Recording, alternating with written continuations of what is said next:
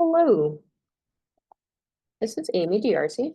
My presentation today is going to focus on oculesics, which is the study of eye contact, gaze patterns, and pupil response in communication. This concept has applications in many fields, including instructional design. Understanding how learners engage with visual content allows for better course design, improving both attention and retention of information. Today, we'll cover key research in oculesics, its role in instructional design, and practical applications for us as instructional designers.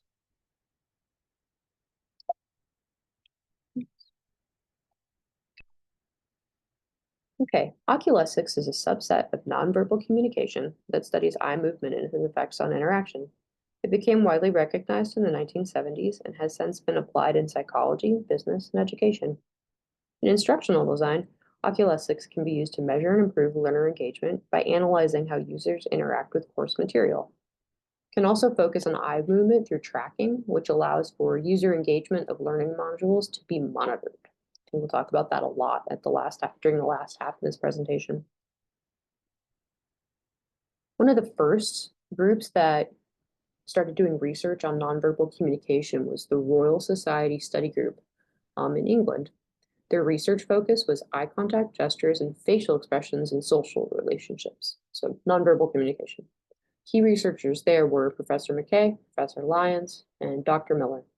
They published one book called The Nonverbal Communication, edited by R.A. Hind. Some more key researchers to the theory of oculesics. Ray Birdwhistle was one of the earliest researchers who studied nonverbal communication, focusing on body movement and communication.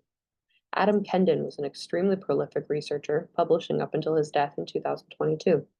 He was a leading scholar in the field of nonverbal communication, particularly in eye contact, gestures, and interactional behaviors. Michael Argyle and Mark Cook worked together on a book called Gaze and the Mutual Gaze, which laid the foundations for nonverbal communication. They may have coined the term oculesics when they used it for their book, but the origins of the term are somewhat unclear. Mark Knapp is a major researcher in nonverbal communication. He defined oculesics as a subfield of kinesthetics, the study of body movement. Their research provided foundational insights into how eye movement influences communication and engagement. Oculesics is applied in instructional design in three key areas: eye contact, visual design principles, and eye tracking technology. Each of these components plays a role in improving learner focus and comprehension.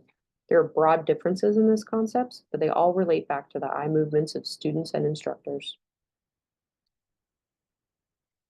Eye contact is a tool for capturing and maintaining attention in learning environments.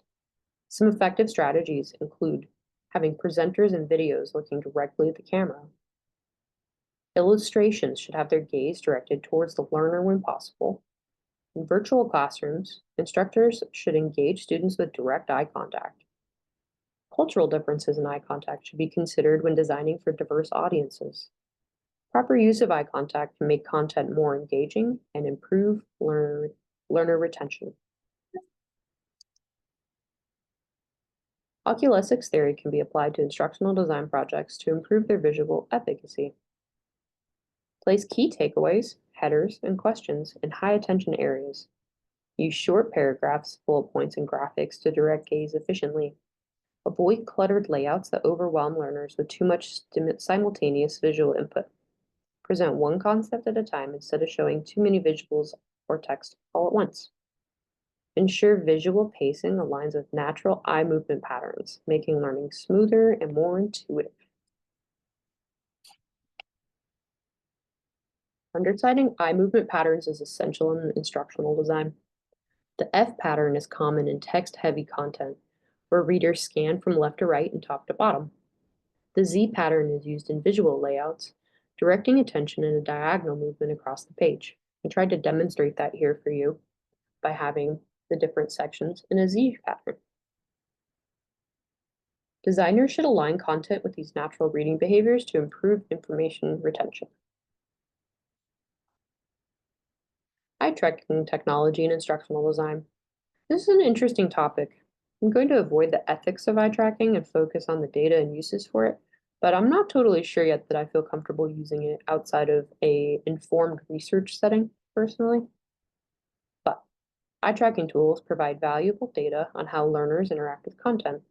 Heat maps highlight areas where users focus the most. Research studies use eye tracking software to measure engagement. Data from eye tracking studies can optimize layout, readability, and interaction design. By analyzing gaze patterns and attention spans, instructional designers can refine course materials for better engagement. There are 3 different methods on this slide that I'm going to touch on just briefly.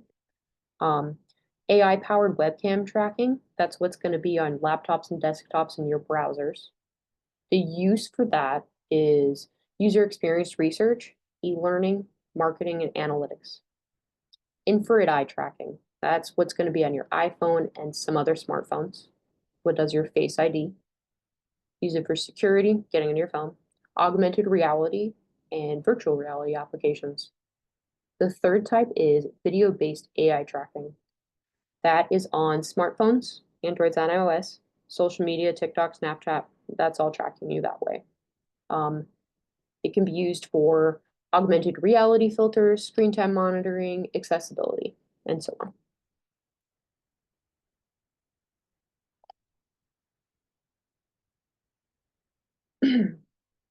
Heat maps are created by compiling eye tracking data into a graphic demonstrating where in the page the viewer looked. So this is created by analyzing data that you have collected and putting that into a program that's going to show you where people are looking on the page. This will help you move stuff around if people aren't finding the information that they need, or if you need to emphasize something, and it helps you understand how users are using the page. Some high-level research is done using eye tracking technology. This graph illustrates the results of a study conducted using eye tracking to determine the effects of letter spacing on visual processing. This is probably not something that most of us instructional designers are going to be doing. It's very technical, but I still think it's interesting. The graph, sorry, it's a little bit small, but it is showing the correlation between letter spacing and the visual processing skills that people have. So it does, you can see in the graph, it does have an effect. Pretty interesting. Here are some applications for eye tracking software for instructional designers. So if you want to do some learner engagement analysis, you're going to be able to track the gaze fixation and the duration to assess student attention, see if they're paying attention to what they're looking at. That's going to help you identify engaging or distracting elements and enhance learner motivation. Some examples of that would be optimizing videos, or your modules, or quizzes. Okay? Another application is adaptive learning and personalization. So you're going to monitor learner focus and cognition load, which will allow you to personalize your instruction. And you're going to be using that mostly in adaptive e-learning platforms. I know that's really an important application for us.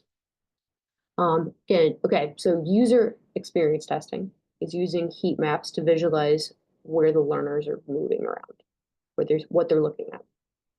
You can use that to enhance platform usability and improve navigation and reduce cognitive load. Online course platforms, your LMSs are going to have those.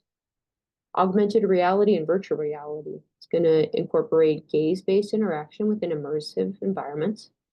It's going to help you to design engaging, immersive, interactive learning experiences. Examples of that would be educational VR applications or virtual labs. I think that's pretty cool.